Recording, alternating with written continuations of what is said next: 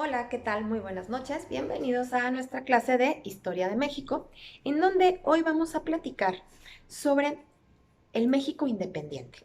Ya en clases pasadas vimos cómo fue que se firmó nuestra acta de independencia, así con los tratados de Córdoba, pero vamos a entender cómo empezó esta nación a partir de dos personajes muy importantes que son don Agustín de Iturbide y don Vicente Guerrero, que si bien es cierto ya los hemos platicado y hemos platicado de ellos en clases pasadas, pero vamos a entender esta parte tan importante de nuestra historia considerando la vida de estos dos personajes, ajá, completamente antagónicos. Entonces nos vamos a adentrar un poco más y a desmenuzar cómo fue la vida de estas dos personas. Ujú. Vamos a partir aquí primero de don Agustín de Iturbide. Ya habíamos platicado en clases pasadas que después de la muerte de José María Morelos y Pavón en 1815, realmente el movimiento independentista, si bien es cierto, no era un tiempo de paz, tampoco hubieron grandes movimientos. Sí había algunas revueltas, pero no fuerte. Ajá. El movimiento de independencia estaba parado. Ajá. Vamos a pensar aquí, me voy a ir un poco a la situación que había en Europa. Ya también hemos platicado de la situación que había llegado eh, Napoleón Bonaparte, que había puesto a su hermano José Bonaparte como rey, que el pueblo español no quería a Carlos IV, un rey Borbón, que querían realmente a su hijo Fernando VII. Todo eso lo podemos ir viendo en las clases que hemos visto anteriormente. Ajá. Entonces no me voy a detener en esto. Pero además hay un documento muy importante que se firmó en 1812, ajá, cuando ya tenía nuestro movimiento de independencia en América 2 años de haber estallado, que fue la Constitución de Cádiz. Con la Constitución de Cádiz, fíjense, en España, realmente había un problema. ¿Por qué? Porque en esa constitución, entre otras cosas, lo que se autorizaba o lo que se pedía era que sí hubiera una monarquía, pero ya no una monarquía absoluta, sino una monarquía constitucional. Es decir, le estaban quitando ese poder magnánimo que tenía el rey o que habían tenido los reyes durante siglos. Ujú. Entre otras cosas, como era mayor libertad al momento de comerciar. Ajá. Em, Darle otro trato a las personas, que no hubiera tanta diferencia entre las clases sociales, mucha más igualdad. Entonces, bueno, realmente cuando llega la Constitución de Cádiz, por supuesto que muchos españoles que vivían en América no les pareció. ¿Por qué? Porque esa constitución les hacía perder de alguna manera ciertos privilegios. Entonces, vamos a mantener esto en el radar, que había también ya un conflicto, o sea, había ya una desestabilidad en España. Bueno, con esta constitución de Cádiz todavía mucho más. Entonces, regresemos a don Agustín de Iturbide. ¿Quién era don Agustín de Iturbide? Ya lo habíamos comentado. Don Agustín de Iturbide era un criollo. Era una persona con estabilidad económica, era una persona que había estudiado. De hecho, era pariente de don Miguel Hidalgo, ¿eh? La mamá de don Agustín de Iturbide era prima de el cura Hidalgo. Incluso cuando don Miguel Hidalgo inició el movimiento de independencia, él invitó a su sobrino a que se uniera al movimiento de independencia. Pero considerando que Agustín de Iturbide pues era un criollo y que tenía ciertos privilegios, lo que menos le interesaba era unirse a un movimiento de independencia donde los que estaban propugnando por ello, eran indígenas. Entonces, no le hizo caso a su tío y es más, Agustín de Iturbide, pasados los años, se descubrió que fue uno de los delatores de la conspiración, ¿eh? Cuando aquel 15 de septiembre en la madrugada, más bien en la noche y madrugada del 16, delatan a los conspiradores, a los independentistas, y que estalla el movimiento, uno de los delatores fue Agustín de Iturbide. ¿Ok? Entonces, bueno, viendo esto, Agustín de Iturbide, la verdad es que empieza él con una carrera militar y empieza a tener ciertas, pues empieza a ganar ciertas batallas, empieza a tener cierto prestigio y cierto nombre dentro del movimiento de independencia, pero no del lado de los rebeldes, no del lado de de los que buscaban la independencia como tal, sino del lado de los realistas. Es decir, él apoyaba y tenía mucha simpatía por el gobierno español, por el virreinato. Ajá. Bueno, les tenía devoción. Y si bien es cierto, quería, sí, una nación independiente, pero una nación independiente que dependiera de alguna forma, no como colonia, pero como entidad de la corona española. Ajá. Entonces, bueno, Agustín de Iturbide incluso, fíjense que derrotó a José María Morelos y Pavón. Ahí él empezó a ganar mucho prestigio. Después de que derrota a José María Morelos y Pavón, eh, la verdad es que Agustín de Iturbide empieza a entrar como en una situación que ya no podía ascender más en el ejército, en la milicia. ¿Por qué? Porque él era criollo, pero a los criollos, recuerden que también eran pues, ciudadanos de segunda, no eran como los peninsulares. Entonces, a los criollos se les prohibía tener un cargo más alto en el ejército. A lo más que podían llegar a ser era coronel. Y después de que Iturbide vence a Morelos, lo ascienden a coronel, pero de ahí él ya no iba a pasar. Ujú. Por otro lado, teníamos ya a don Vicente Guerrero, ya hemos comentado quién era Guerrero, y sabemos que también estuvo combatiendo y peleando junto con José María Morelos. A la muerte de Morelos, retoma él todas las ideas e ideales de los independentistas y continúa el movimiento, pero que se llega a trincherar a la Sierra de Guerrero con todos sus hombres y que ahí el movimiento queda un poco detenido y que empiezan a negociar Agustín de Iturbide y Vicente Guerrero, hasta que finalmente a través de cartas, que ellos están escribiendo y se comunican a través de cartas, medios escritos, llegan a un acuerdo. Ajá, llegan a negociar porque ambos quieren ya la independencia, quieren destrabar esto. Entonces, bueno, eh, mientras Vicente Guerrero quería una república, ajá, como había sido la idea de José María Morelos, no del cura Hidalgo en un principio, pero sí de José María Morelos, mientras él quería una república, bueno, Agustín de Iturbide quería una monarquía no absoluta, mucho menos cuando ya hablamos de la Constitución de Cádiz, pero sí una monarquía constitucional. Ellos negocian, llegan a acuerdos, firman los tratados de Córdoba, se declara nuestra acta de independencia y entonces el 27 de septiembre de 1821 entran a la Ciudad de México Agustín de Iturbide al frente del ejército trigarante y a la retaguardia don Vicente Guerrero. Todo hasta aquí era completamente felicidad, pero esto se terminó muy rápido. Ajá. ¿Por qué? Porque Agustín de Iturbide empezó a jugarle muy mal a Vicente Guerrero. Uh-huh. ¿Qué fue lo que empezó a hacer?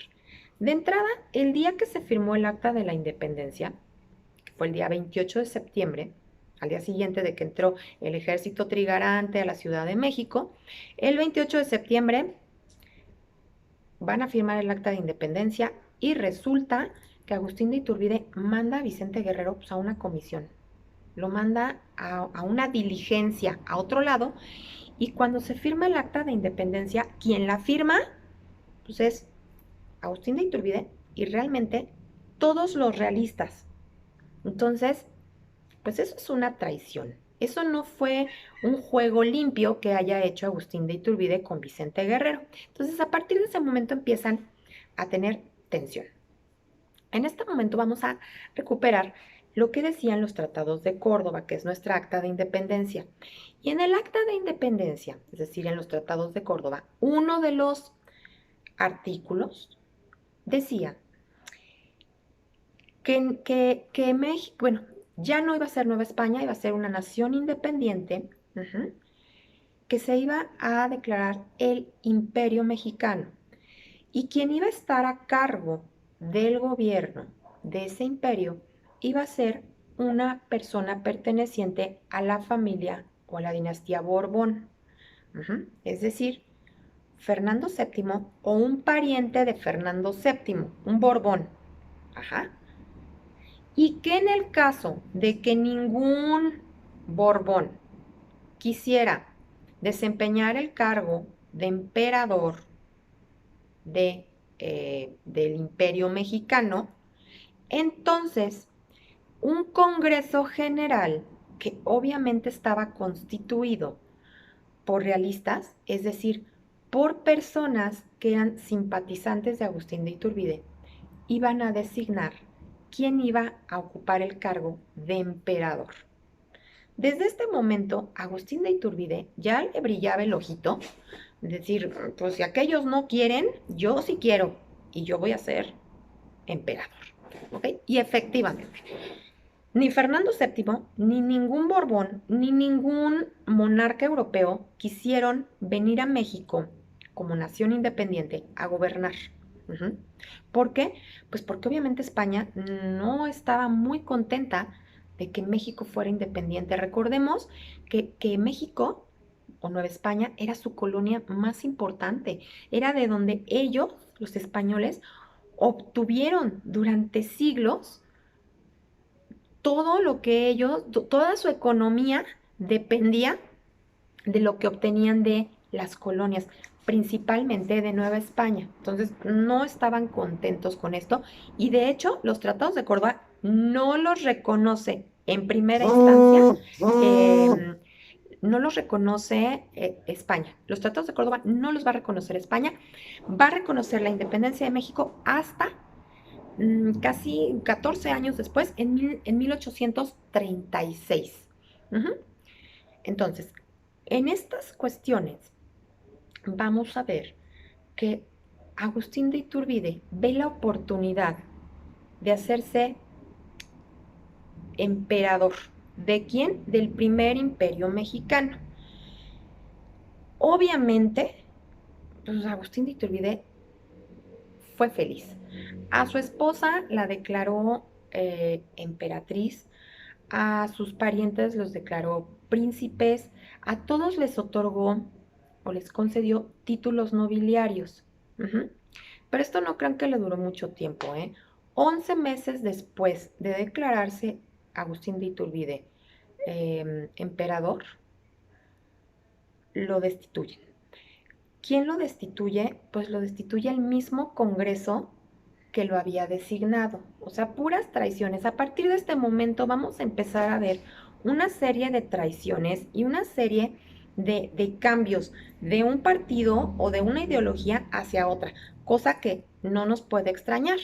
Hoy en día así es, y así ha seguido y así ha sido la historia de México. Entonces, 11 meses después, destituyen a Agustín de Iturbide y Agustín de Iturbide lo sale de México.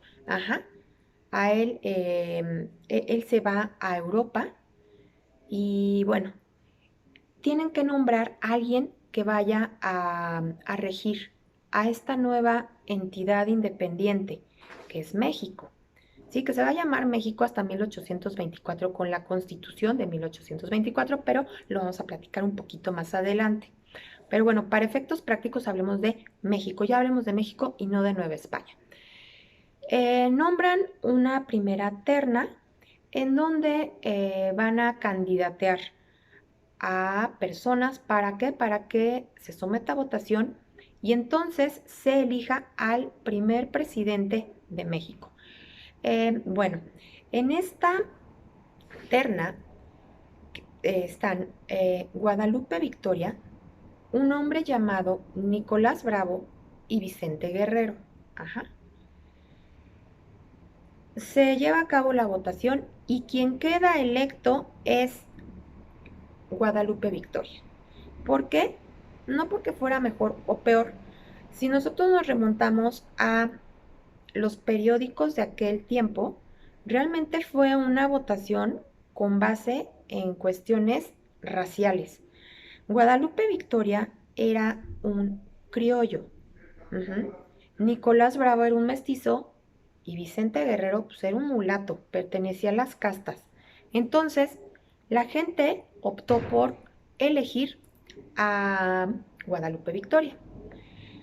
Obviamente, a eso, bueno, le dolió muchísimo a Vicente Guerrero. Ujú. Y ahí Vicente Guerrero empieza a tomar otro matiz en su vida, otro matiz en su historia. Mientras nosotros veíamos ese Vicente Guerrero, un héroe que luchó, que la patria es primero, bueno, ahí se le olvidó que la patria es primero, la patria ya era segundo lugar y no, aquí era el poder es primero. Ujú. ¿Por qué? Porque fíjense que Vicente Guerrero empieza a entrar en contacto con unos personajes muy simpáticos que se llaman los masones. Ujú. Vicente Guerrero empieza a entrar en contacto con un hombre miembro de la logia yorquina. Ujú. Hay dos logias, la logia yorquina y la logia escocesa. Hay otra clase donde yo platico sobre la masonería para que podamos entenderlo mejor, pero en este caso entra en contacto con un hombre de la logia yorquina de nombre Robert Poinsett, estadounidense. Y Robert Poinsett empieza a apoyar a Vicente Guerrero y le empieza a meter ideas. Ajá, ¿por qué? Pues porque querían controlar. Entonces, bueno, Guadalupe Victoria lleva adelante su presidencia, su administración, pues obviamente con problemas. Había problemas económicos, no tenían ni idea de cómo gobernar. España estaba encima de ellos, de México, ¿por qué? Porque los quería reconquistar, no se daban por vencidos. Ujú. Entonces, bueno, una vez que termina la presidencia de don Guadalupe Victoria, se nombra otra terna. Ajá.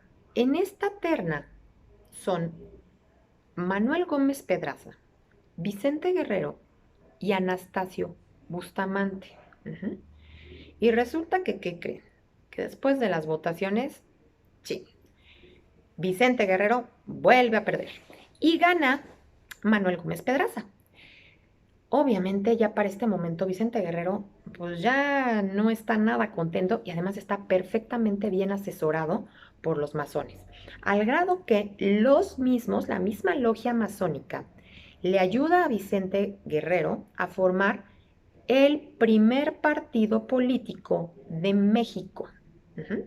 El primer partido político de México lo fundan los masones junto con Vicente Guerrero y se llamó el Partido del Pueblo. Ujú. Que evidentemente odiaban a todos aquellos peninsulares o personas que tuvieran poder adquisitivo.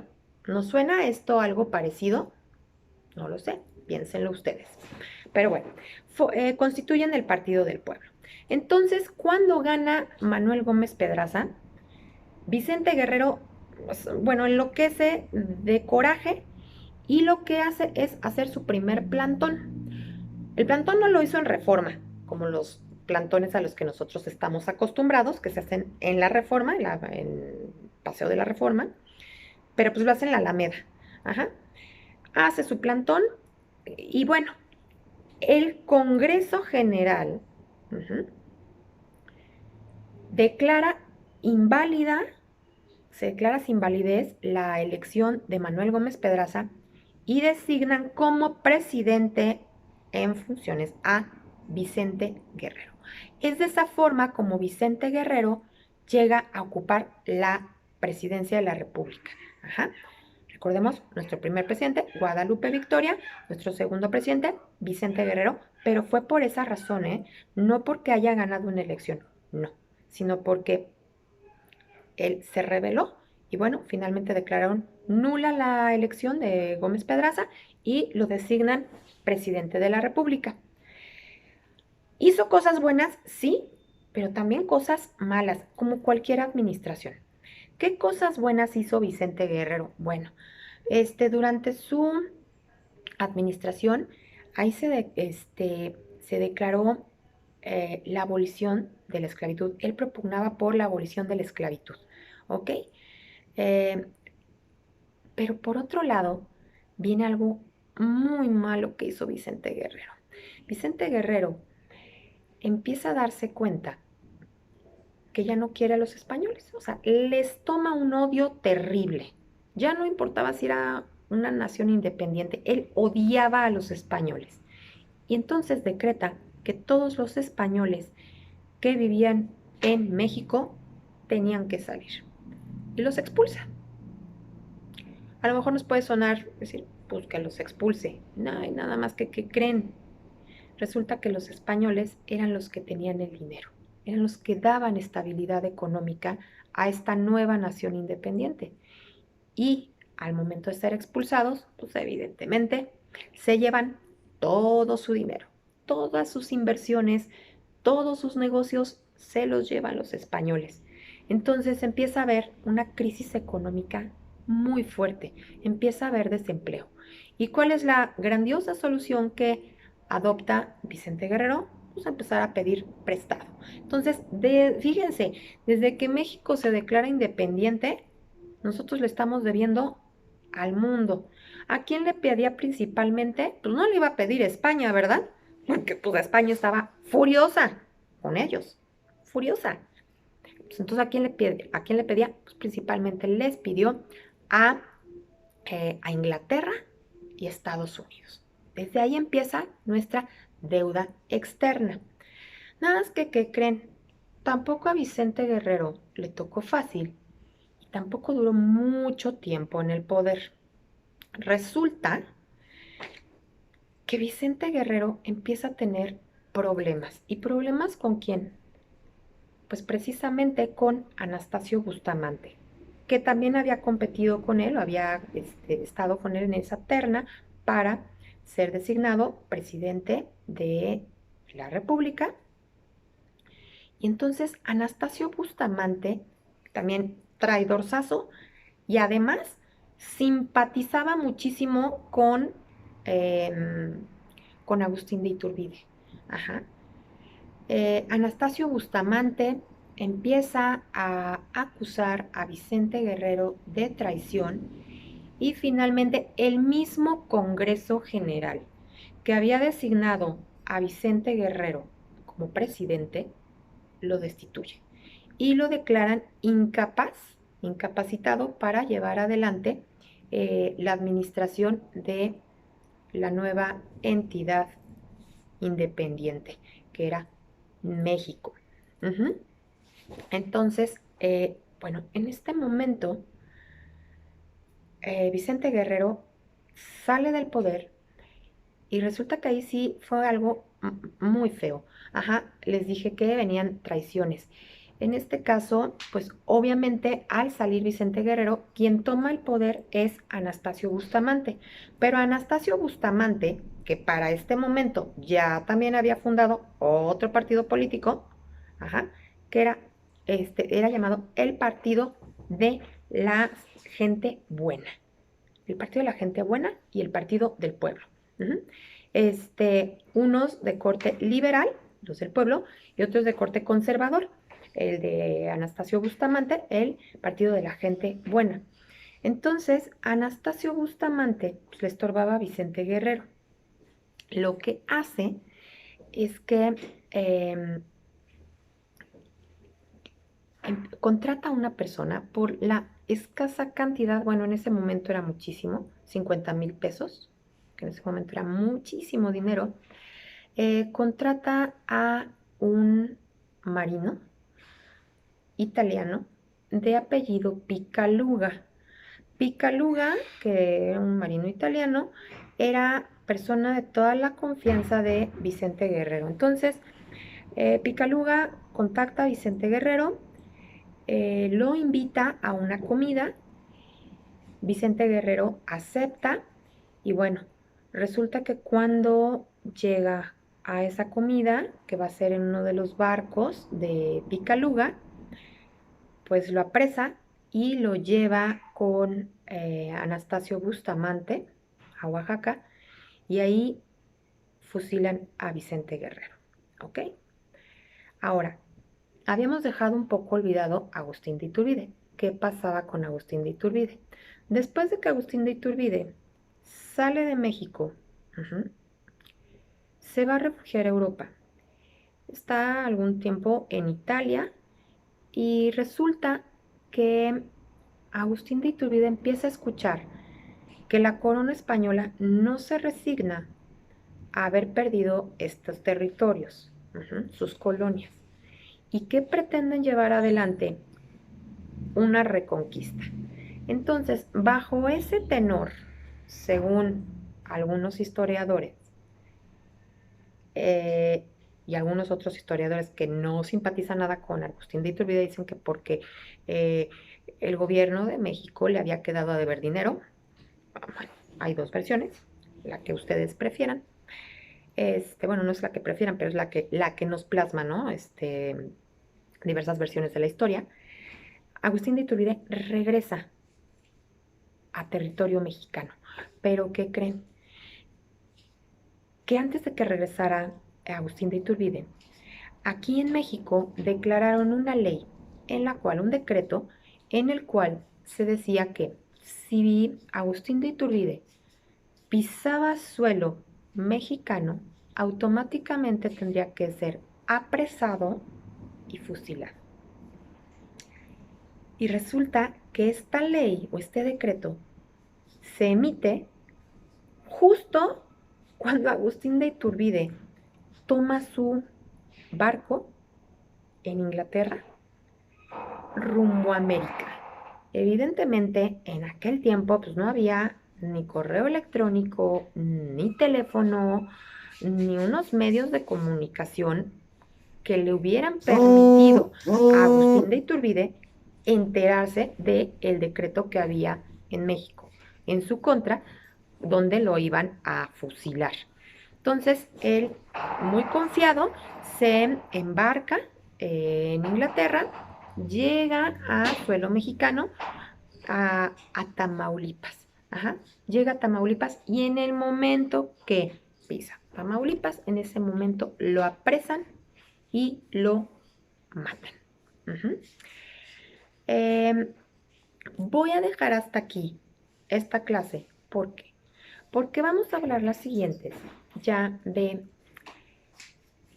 las constituciones y a ver cómo se empezó a organizar México como una nación independiente, además de los diferentes conflictos internacionales que se suscitaron, como la invasión de norteamericana o la invasión francesa, donde se declaró el Segundo Imperio Mexicano con Maximiliano de Habsburgo. Pero en este momento vamos a dejarlo así. Por favor, si te gustó el video, regálame un like. No olvides suscribirte a mi canal y por favor comparte. Chao.